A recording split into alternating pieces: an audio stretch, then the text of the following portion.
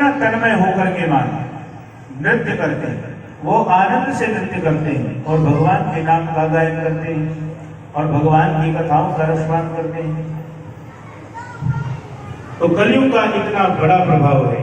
आप सभी धन्य हैं और वो माता भी जो आज हमारे बगल में थी चली गई, वो भी धन्य है कि उनके प्राण भी ये सुनते सुनते ही निकले। श्री सुखदेव जी कहते हैं, राजा मैंने तुम्हें भागवत की कथा सुनाई। 7 दिन पहले तुमने एक संत के गले में मरे हुए सर्प को डाला।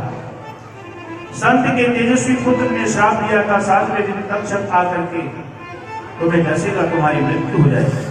वो तक्षक आज आएगा, क्योंकि मृषा न होए देव ऋषि वाणी। देवताओं ब्राह्मणों की, ऋषि मुनियों की वाणी कभी झूठी नहीं जाती। उसको सच करने के लिए मेरा कन्हैया, मेरा गोविंद कुछ भी करना पड़े वो कर देता। अब तक तुमने हमसे हजारों प्रश्न किए और मैंने जवाब दिया, लेकिन अब एक प्रश्न मैं तुमसे करना चाहता हूं। परीक्षित बोले, अब आप मुझसे क्या प्रश्न करेंगे? सुखदेव जी बोले, ये बताओ क्या तुम मरोगे? परीक्षित बोले, मैंने जन्म ही नहीं लिया तो मरूंगा तो। सुखदेव जी बोले, बस राजन मैं समझ रहा हूं, तुमने भागवत सुन ली। अगर इतना सुनने के बाद मेरा ममत्व शरीर के प्रति लगा रहा तो भागवत सुनना बेकार है। इस जो शरीर पर हम इस शरीर को सजो करके रखते हैं, भगवान ये नहीं कहते, कथा के माध्यम से बताते हैं भगवान श्रृंगार करो तो ठाकुर जी के दर्शन के लिए,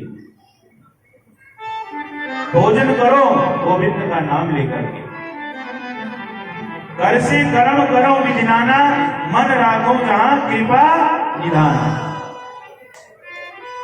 प्रभु का मैं अंश हूं, कंजूसी मत करो, ताली बजा लो, जब ताली अगर बज रही है तो अच्छी बात नहीं। बोली राधे राधे।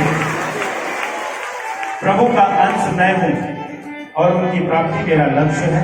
सुखदेव चाहते तो मृत्यु को टाल भी देते, लेकिन मृत्यु का टालना समस्या का समाधान नहीं है। आत्मबोध करा देना ही मुक्ति का सरल मार्ग है।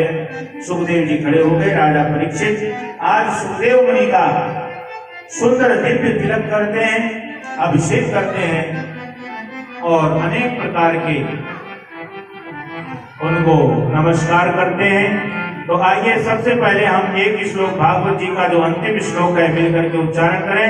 उसके बाद व्यास पूजन और सभी ब्राह्मणों का पूजन करके आप सभी आशीर्वाद प्राप्त करेंगे। इसका सार सुनाया। पहले श्रीमद् भागवत कथा में 10 लक्षण है। 1 सर्ग, 2 विसर्ग, तीसरा स्थान, पोषण, ऊति, मनवंतर कथा, ईशानु कथा, निरोध, मुक्ति और आश्रय। प्रथम स्कंद में सुखदेव जी परीक्षित के जन्म का प्रसंग है। कुंती स्तुति है, भीष्म की स्तुति है। राजा परीक्षित की सभा में सुखदेव जी का आगमन होता है। दूसरे अध्याय में सत्य मुक्ति का क्रम है। चतुश्लोकी भागवत का ज्ञान है। तीसरे स्कंद में विदुर मैत्रेय संवाद है। कपिल देवहूति का पावन चरित्र है। चौथे अध्याय में सती का चरित्र है। 5वें अध्याय में प्रियव्रत राजा उत्तानपाद, अग्नि इत्यादि राजाओं का वर्णन है। छठे स्कंद में अजामिल का उपाख्यान आपने सभी ने सुना। इस कथा को सुन करके जो अभी तक कथा सुनने नहीं आए उनको भी वो फल प्राप्त होगा। 8वें में गजेंद्र उपाख्यान, 9वें में सूर्यवंश राजाओं का वर्णन, 10वें में प्रभु श्री कृष्ण लीलाओं का विस्तार, 11वें में योगेश्वर संवाद, 12वें स्कंद में कलयुग के दुर्गुणों का वर्णन, नाम की महिमा और सुखदेव जी का परीक्षित का अंतिम उपदेश। और इसी समय तक्षक नाम का सर्प आता है, राजा परीक्षित को डस लेता है, राजा की मृत्यु हो जाती है। उनके पुत्र जन्मेजय इत्यादि होते हैं, वो नागों को बलि देने के लिए अनेक प्रकार के यज्ञ करते हैं। भगवान अपने भक्त को भेजते हैं, किसी भी प्रकार को समझाते हैं, वो बलि रुकती है और सभी को अभय मुक्ति का वरदान प्रदान करते हैं। आइए इस श्लोक को दोहराएं सभी। नाम संकीर्तनम यस्य, नाम संकीर्तनम यस्य, सर्व पाप प्रणाशनम, नाशनम सर्वपापप्रणाशनम् प्रणामो दुःख शमनः प्रणामो दुःखशमनः तं नमामि हरिं परे तं नमामि हरिं बोले भक्त वत्सल भगवान की। तो ये 7 दिन की संपूर्ण ये कथा आज यहीं पर समाप्त होती है, आज यहीं पर विराम होती है। आगे कहाँ चलेगी कन्हैया जाने, गोविंद जाने।